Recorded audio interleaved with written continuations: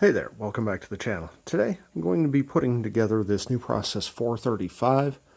I apologize in advance if this video feels a little disjointed. I actually put this together a little bit and then I had screwed up. I actually put sealant on the gasket when I put it together. In this gasket, sometimes you have to put it together and take it apart to get the inside, basically the spacing correct. And when I took it back apart, it tore the gasket, which meant that I had to order new gaskets. Then I went out of town for a month, and then, well, life got in the way. So here we are, really 2 months since I had this thing apart, and I'm going to start putting it back together. So I'm going to go back in time, get you caught up to where it is assembled here. I've got the intermediate shaft already in. We'll do that, and then we will reassemble the main shaft and go forward and get this thing all together. So let's get into it. When you go to put this back together, you're going to need a few things. Obviously, you need all the parts that you took out of the transmission. I also recommend having some sort of an assembly lube. This will work, or you can use even petroleum jelly. You'll also need a rebuild kit. This kit has bearings and gaskets, so those are under here. Things to note when you're ordering this kit, you can see this has a roller bearing here and here. It's because mine has a roller input bearing. Typically, these things will have a tapered roller rather than a ball. So this is a little bit different, and there will be a tapered roller bearing that goes behind this. Interestingly, this is my output case. It's got a seal and a bearing in here. Pretty sure that this seal is the mate for this, but the bearing that is inside here, there is no replacement bearing in this kit, so I'm going to have to order that. The kit also does not come with any synchros, so if your synchros are bad, you might need to order those separately as well. The first thing we do when we're assembling the main shaft is we're going to put this gear on, which is first and reverse. When I took it apart, there were anti-rattle clips in it. There are 2 of these. The rebuild kit, I don't see these in there, and they are optional. Oftentimes these will go back together without them. But if you want to put them in, it's not really obvious in the manual where they go, so here I'll show you.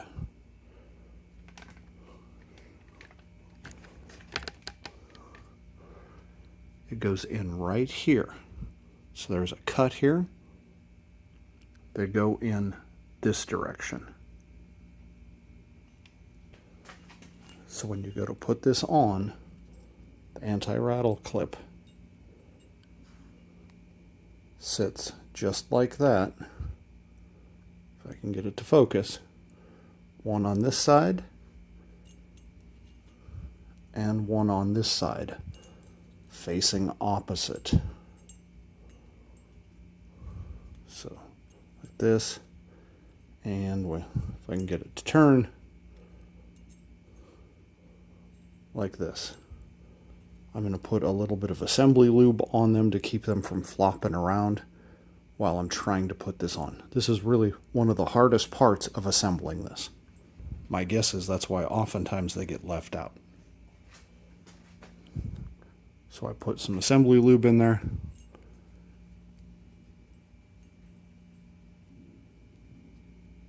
And I put that anti-rattle clip right there. Now we're going to slide it onto the shaft. Right now the rear, so the threaded part, goes up. And this goes on like this. So these gear teeth facing down.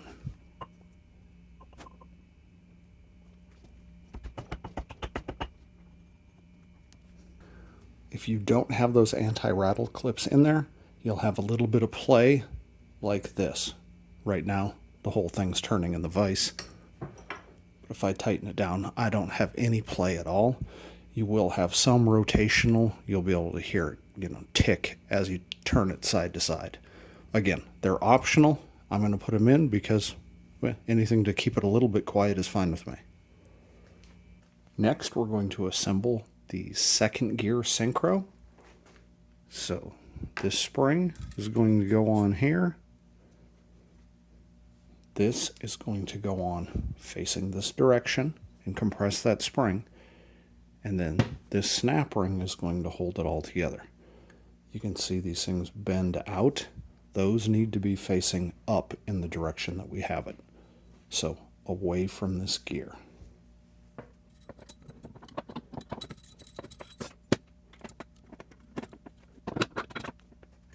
Set of large water pump pliers works really well for this.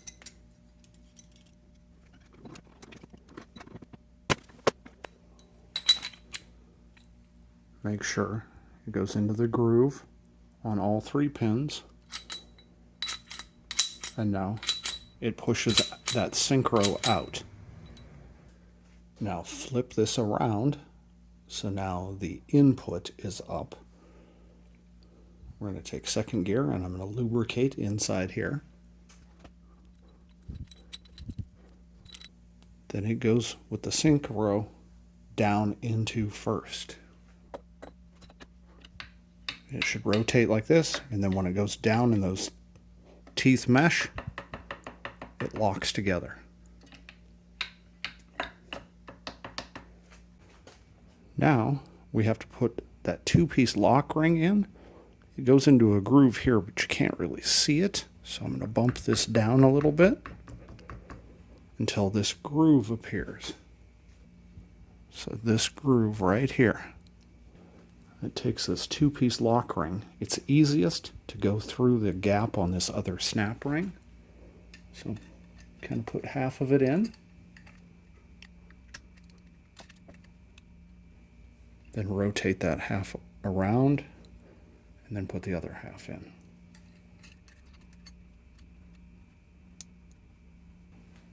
Getting it to snap closed is, again, easy with these.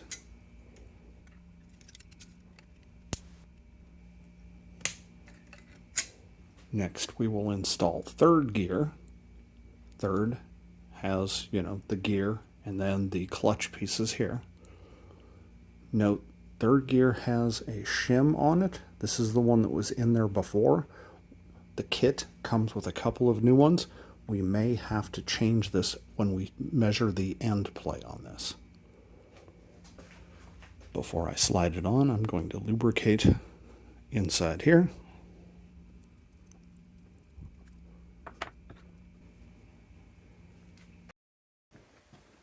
Next up is the clutch gear. You can see one side has a flat face, the other side has lubrication oil holes.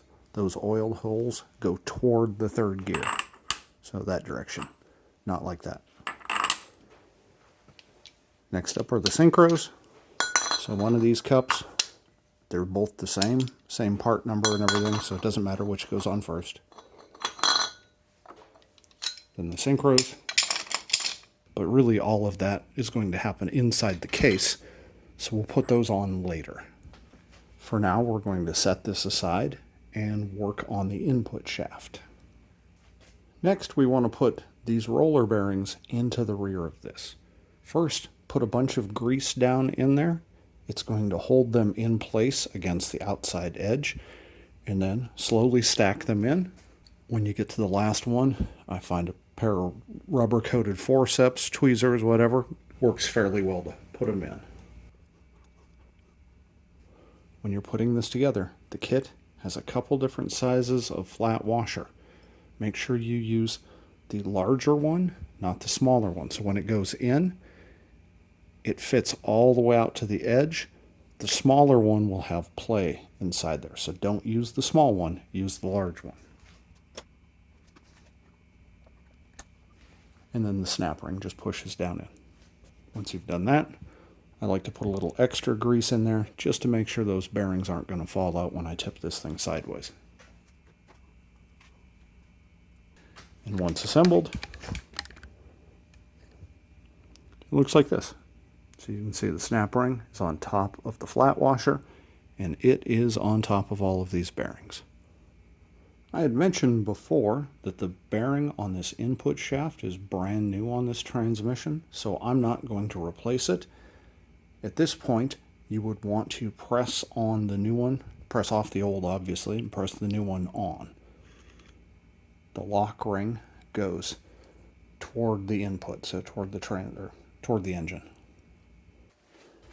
When we assemble the case, I'm going to start with the counter shaft front bearing, which is this one. It's cupped, and we're going to just drive it in here. You want to lubricate these bearings. You could do it now before you drive it in or after. If you've got a bearing that they're separate rollers, definitely do it after. You can push this down in, then pack this with grease and push the rollers into it.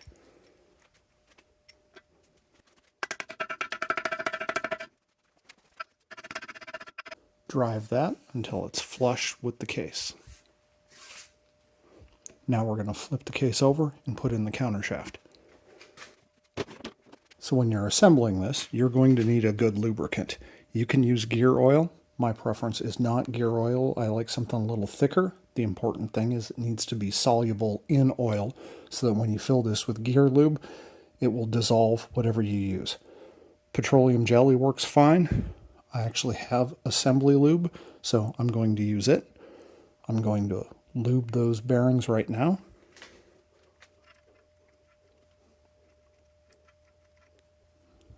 Then we need this thrust washer. I'm going to lubricate the front of it and actually put a little bit of lubrication on the back. You can see that the hole in it is actually not centered. It's got these tabs that are off center. These tabs need to go into this groove down here that is offset that direction. So make sure you have these tabs in that groove. And the reason I've got a little bit of lube on the back is just to keep it from moving around too much. Because now we're going to put in the counter shaft. It's got a large end and a small end. The small end is going into that bearing.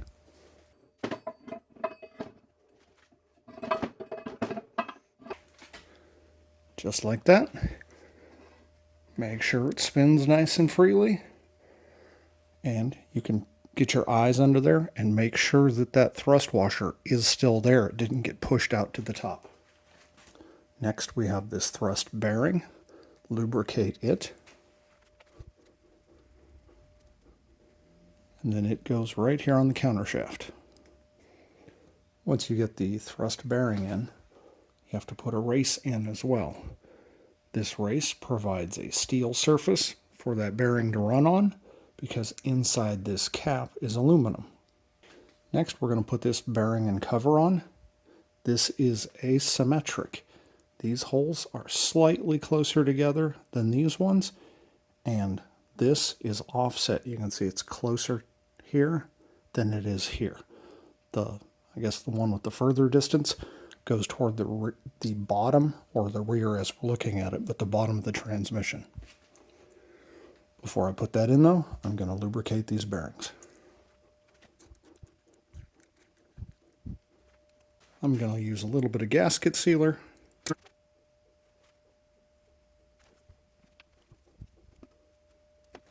And now we'll tighten that down. These bolt holes go all the way through the case, meaning they go into liquid. You want to put sealer on the bolts before you run them in to help make sure they don't leak.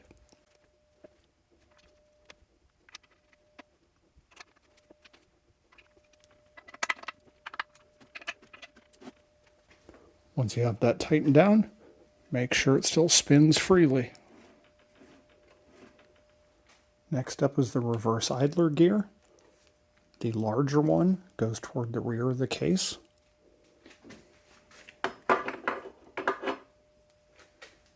And then the reverse idler shaft, it's got this notch in it.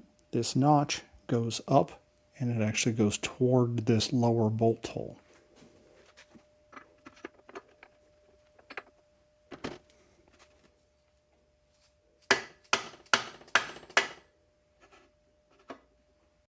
When you put this in, make sure that this notch faces this hole squarely, because this has to go in it, and this bolt hole has to align with this hole. So I usually align it from above, and then I'll tap it in, put a piece of aluminum or something in between so that I'm not beating steel on steel. And once you get it down where the notch is basically flush with the case, again, this hole goes all the way through the case, so put sealant on it.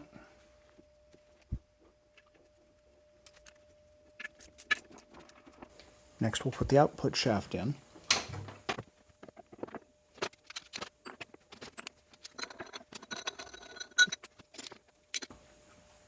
Next, make sure you put the first gear stop in.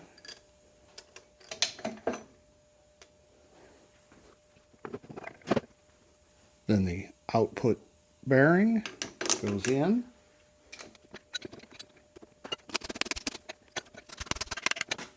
To help keep things aligned, when I sandwich this together, we'll take the input and put it in now.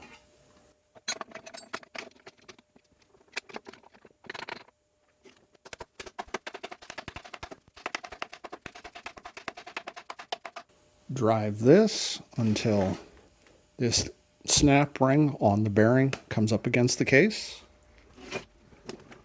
Now we want to put the output shaft housing on here with the gasket to hold this in place before we tighten this other side. Do not put sealant on this. Since I'm just test fitting these, I'm just going to run them in. Before you actually fill this and do everything, take them out, put sealant on the threads because these holes go all the way into the case and they will seep. Alright, so now we're going to push this bearing in until this lock ring comes up against the case.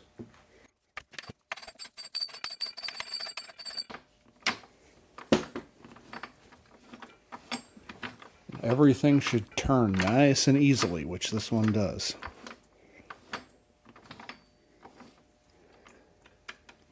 Now we're going to put the input housing on. Again, don't use sealer just in case you need to take this apart, because the way that you adjust the spacing here or this end play is by adding gaskets right here. No kidding, that's what it says right in the FSM. Interestingly, it comes with a bunch of gaskets for this, but the fun thing is to align the holes for the bolts. The lubrication holes aren't where this channel is. And if I put it down here, the bolt holes don't line up. So I have to add a hole here.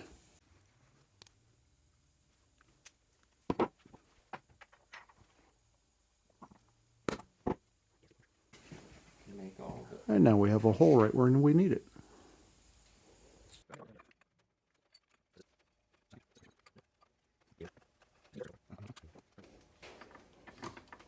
All right, make sure that this is tightened down. I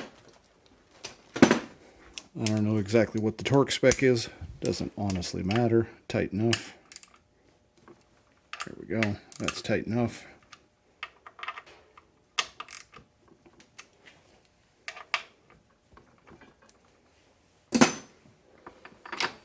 Make sure everything spins nicely. Now we're going to check our clearance in here.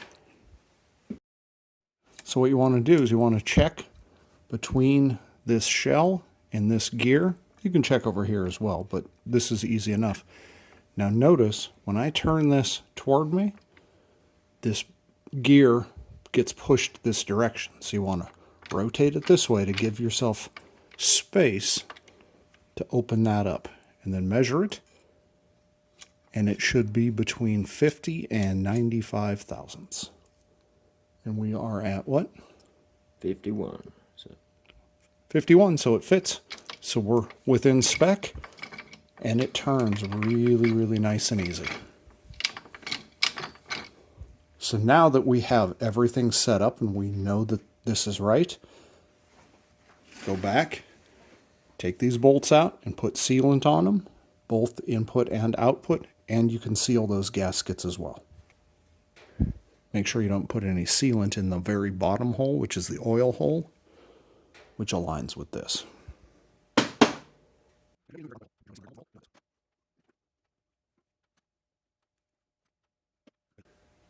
sure you put a little bit of grease on this seal before you put it in.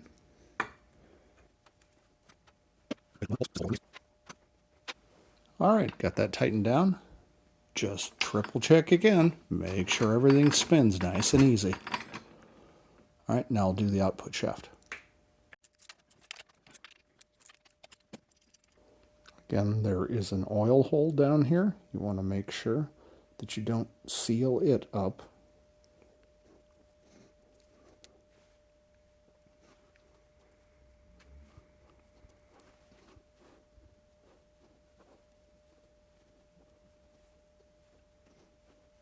All right, once I've got both ends, again, just turn it, make sure it spins free. Next step is to put the cover on. Really, I'm not going to disassemble it because it's in perfectly good working order. There's no point in pulling all the roll pins out. There aren't any bushings or anything to be replaced. One thing you do want to do is change the fork shoes. This is one of the ones that was in there. I think there were only 2 of the 4 that I found in it, but again, I didn't take it apart, so I don't know exactly what the history of this thing was. The rebuild kit does come with new ones. You've got 2 of these, which are internal, and 2 of these, which are external. These go onto the 1-2 fork. And these go onto the 3-4.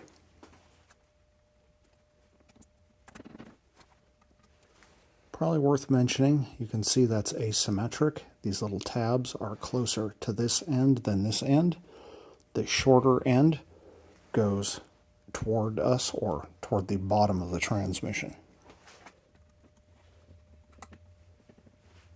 It's easiest to put this together when both of them are in the same gear. Basically, I'm just going to put both of them in neutral.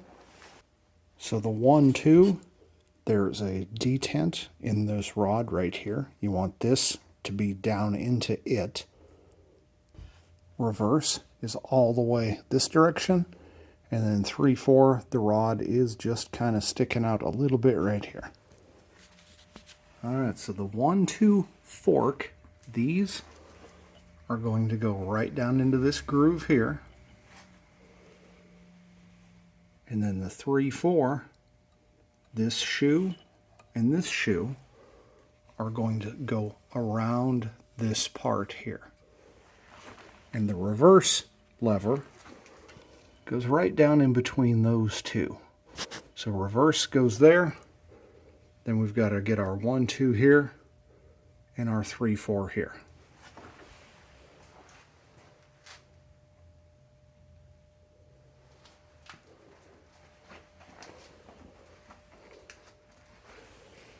Put this centered in the synchro. So this is in a gear here. You don't want it there. You want it centered there. And this you don't want pushed against that synchro. You want it out this direction, but not so much that it engages reverse. It's a lot easier to get everything lined up without that gasket in there first, and then we can just put the gasket on and slide everything together real easily. All right, so straddling this, going down inside of that.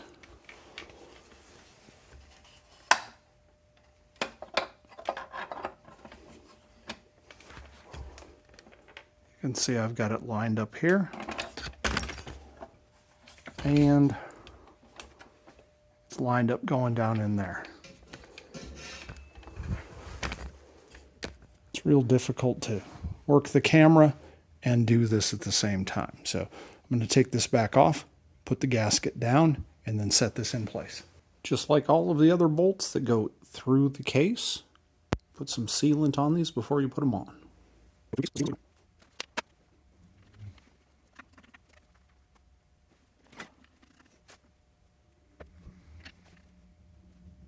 I still have to put the inspection covers on and deal with the speedo output. This transmission has an output and the transfer case does, so this is probably just going to get blocked off, so I'll have to make something for that. But really, that's all there is to it for the rebuild of this transmission. Thanks for watching.